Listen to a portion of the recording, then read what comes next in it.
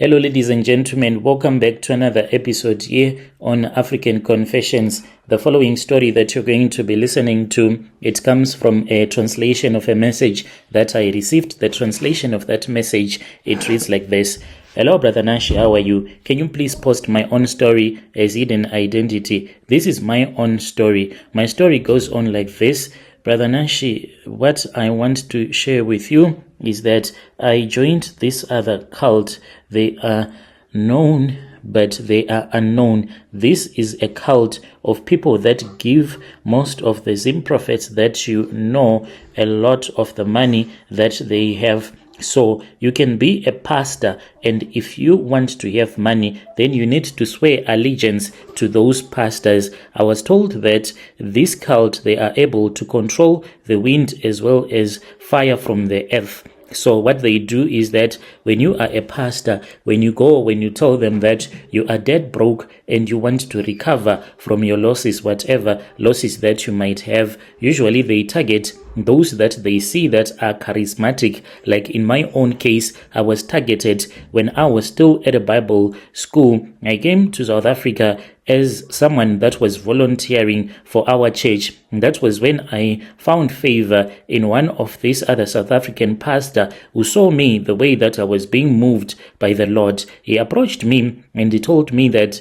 he always had these intentions of helping someone that was from Zim, and God had revealed it to him that it was I, the person that he was supposed to assist so that I can learn how to become a pastor here in South Africa. I was really excited at that time when they were applying all the necessary visas so that I can be able to go to school as a pastor. I then graduated with theology, and then I started with my own church. So the plan that this pastor had, he wanted to attract as many foreigners as he could, because at his church there were a lot of these people that were locals. So he wanted his church to have diversity. He also wanted people that were in South Africa but that were not South African to come to his church. He said that he wanted at least someone that would bring the power of the Holy Spirit in his church. And the way that he had seen me praying over other people, he said that he had seen that indeed there was the power of the Holy Spirit that was moving in me. But I disappointed him because after I had graduated, I then told myself that it was far much better for me to be able to start my own church. So I started my own church, but I ran in trouble with the law because of some of the things that were happening that I was doing in my church, because I just wanted a quick buck. I ended up being encouraged by this other pastor that was from Ghana to collect as much as I could from the people and to invest in his company. So after I had invested in his company, things did not go according to plan, and I was owing a lot of people some money. I got so desperate with everything that was going on in my life. And at that time, I had just married my wife, whom I ran away from. She was a South African, and I returned back home. Upon my arrival back home, I found out that I did not even have anything, a single cent.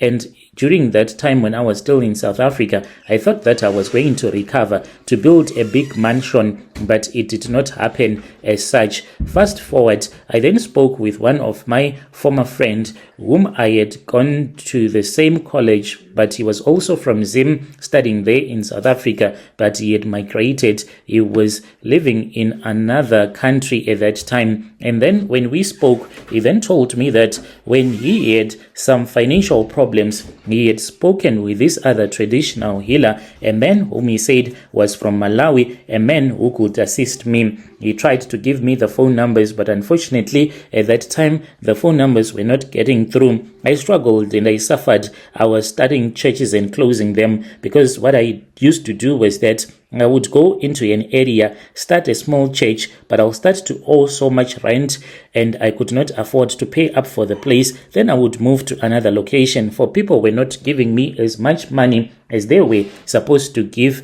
me. And after that was when I kept on trying those phone numbers, and I was then told that this man that I was looking for, he had since passed away, and his son was the one that was speaking with me. I then went to the place where this man whom I was talking with was staying, and then we spoke, and he told me that he was willing to assist me, but it was going to be a little bit challenging since I did not have money. He started to brag about all the pastors who used to come and visit his father. That was when I found out that the majority of prophets that we think that are very charismatic, and those that promises you miracles, and those that will tell you that they have power, those are the people that they used to come to his father, and they were being given some spirits that they can use to manipulate their congregation. I was really interested, but he told me that there were 5 sets of rituals that I was supposed to perform. The first ritual that I was supposed to perform, I was told I had to sleep with an underage girl. I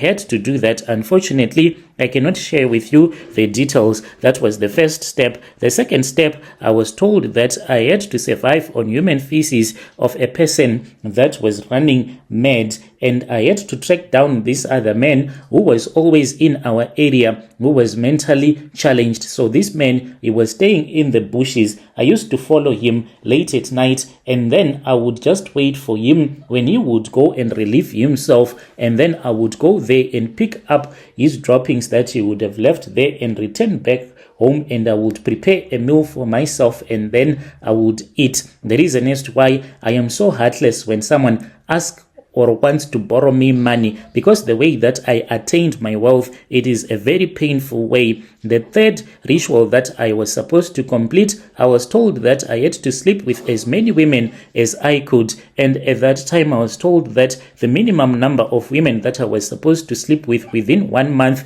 it was supposed to be 20 women. The majority of them were supposed to be Christian and married at the same time. So I was drifting from one church to another. With the charms that had been given to me, I used to propose love to women that were married, those that used to view themselves as if they were holy, those holier than thou. Those were the ones that I had been told to approach. Most of them, they fell for me, and I slept with them, taking away their glory. And after that, I was then told that I was supposed to go to my father's grave, and upon his grave, I had to dedicate the life of the woman that I would marry in the future. So one day his ghost will rise up to come and fight against the life of the woman that I am going to marry. The fifth ritual, I performed it at the traditional healer's shrine. I was given a clay plate, and in that clay plate I was told to dedicate my life to the devil himself. But it's not like he said you are dedicating your life to the devil. He just said that you need to know that from today going onwards, your life belongs to this shrine. I was given an old coin, and I placed that old